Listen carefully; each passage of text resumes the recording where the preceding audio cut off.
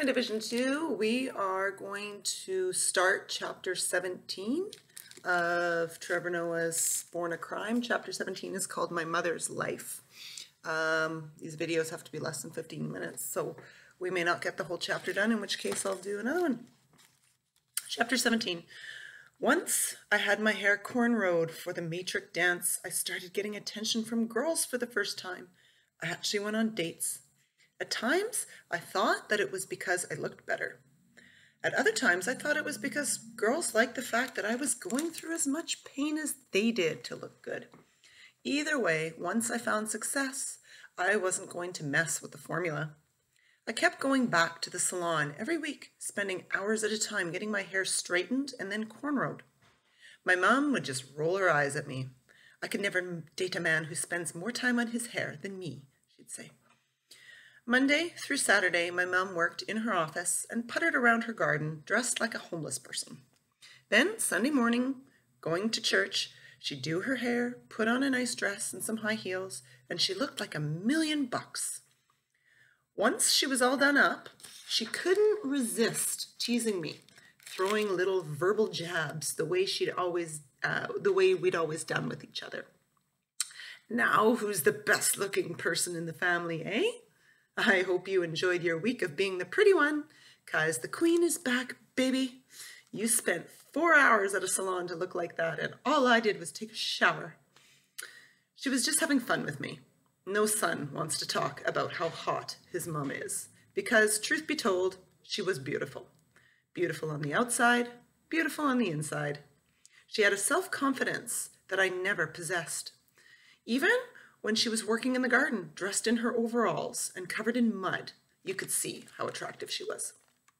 I can only assume that my mother broke more than a few hearts in her day. But from the time I was born, there were only 2 men in her life, my father and my stepfather. Right around the corner from my father's house in Yeovil, there was a garage called Mighty Mechanics. Our Volkswagen was always breaking down, and my mom would take it there to get it repaired. We met this really cool guy there, Abel, one of the auto mechanics. I'd see him when we went to fetch the car. The car broke down a lot, so we went there a lot. Eventually, it felt like we were there even when there was nothing wrong with the vehicle.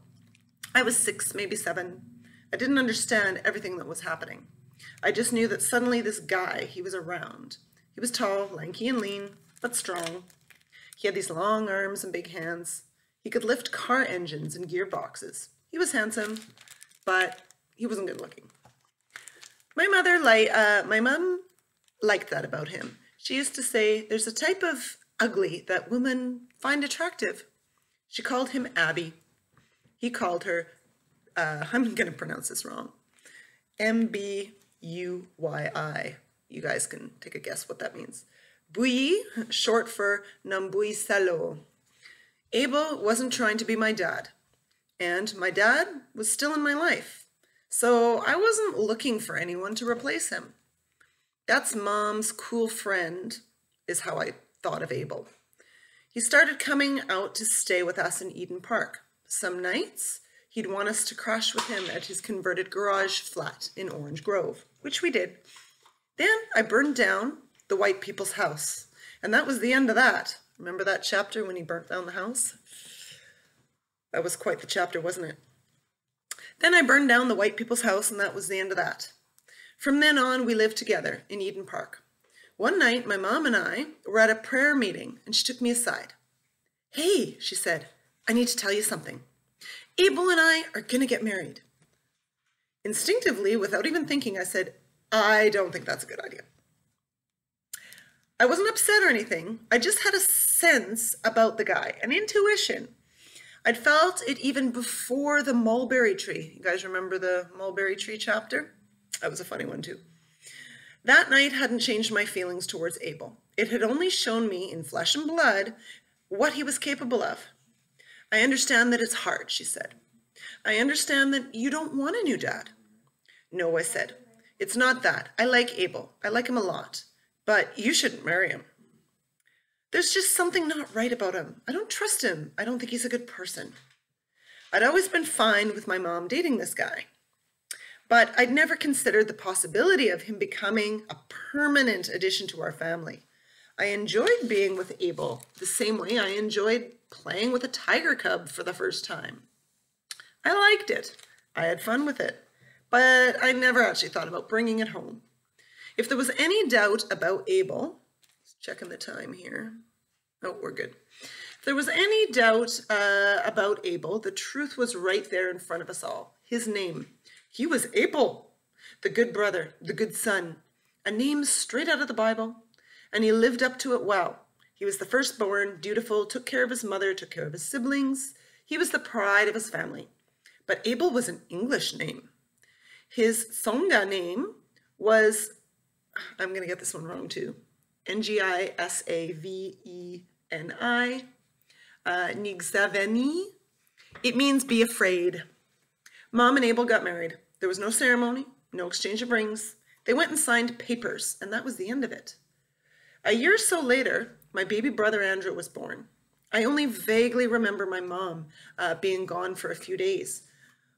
When she got back there was now this thing in the house that cried, and it pooped, and it got fed. But when you were 9 years old, their arrival doesn't change much for you. I wasn't changing diapers. I was out playing arcade games at the shop, running around the neighborhood. The main thing that marked Andrew's birth for me was our first trip to meet Abel's family during the Christmas holidays. They lived in Zanin, a town in Gazankulu, which had been the Songa's homeland under the apartheid. Zanin has a tropical climate. It's hot and humid. The white farms nearby grow some of the most amazing fruit, things like mangoes, lychees, the most beautiful bananas you've ever seen in your life. That's where all the fruit South Africa exports to Europe comes from. But on the black lands between minutes down the road, the soil has been decimated by years of overfarming and overgrazing. Abel's mothers and his sisters were all traditional stay-at-home moms, and Abel and his younger brother, who was a policeman, supported the family. They were all very kind and generous and accepted us as part of the family right away. Songa culture, I learned, is extremely patriarchal. We're talking about a world where women must bow when they greet a man. Men and women have limited social interactions. The men kill the animals, and the women cook them. Men are not even allowed in the kitchen. As a 9-year-old boy, I thought this was fantastic. I wasn't allowed to do anything. At home, my mom was forever making me do chores, wash the dishes, sweep the house. But when she tried to do that in Tanzania, the women just wouldn't allow it. I was in heaven. My mother loathed every moment of being there. For Abel, a firstborn son who was bringing home his firstborn son, this trip was a huge deal. In the homelands, the firstborn son almost becomes the father and husband by default, because the dad is off working in the city. The firstborn son is the man of the house. He raises his siblings. His mom treats him with a certain level of respect as the dad's surrogate, if you will. Since this was Abel's big homecoming with Andrew, he expected my mother to play her traditional role too, but she refused. The two of them fought and bickered the whole time. And after that first trip, my mother refused to go back. Up to that point, I lived my whole life in a world run by women. But after my mom and Abel were married, and especially after Andrew was born, I watched him try to assert himself and impose new ideas of what he thought his family should be. One thing that became clear early on was that those ideas did not include me. I was a reminder that my mom had lived a life before.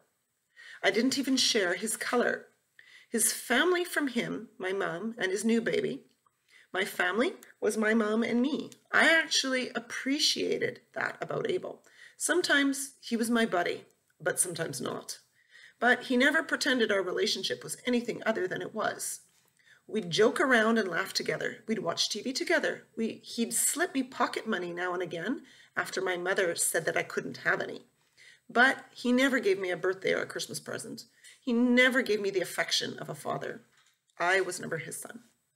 Abel's presence in the house with his new with it new rules. One of the first things he did was kick Foofy and Panther outdoors. Remember those two? Those were his pet dogs. No dogs in the house.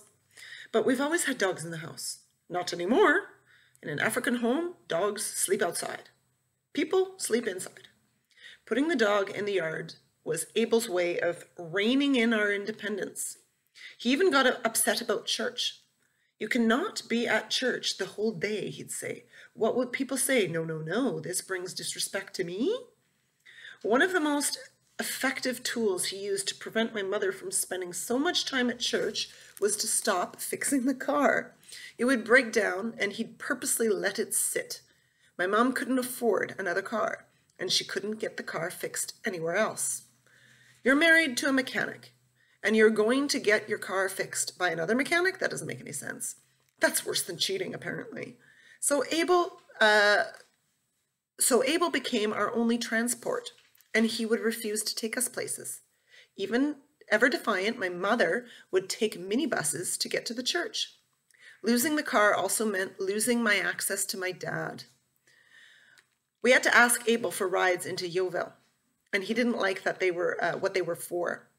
It was an insult to his manhood. So I saw my father less and less. Not long after my dad moved down to Cape Town, Abel wanted a traditional marriage with a traditional wife. For a long time, I wondered why he ever married a woman like my mom in the first place, as she was the opposite of that in every single way. If he wanted a woman to bow to him, there were plenty of them. Just go find one. The way my mother always explained it, the traditional man wants a woman to be subservient. But he never falls in love with subservient women. Kind of weird, eh? He's attracted to the independent woman.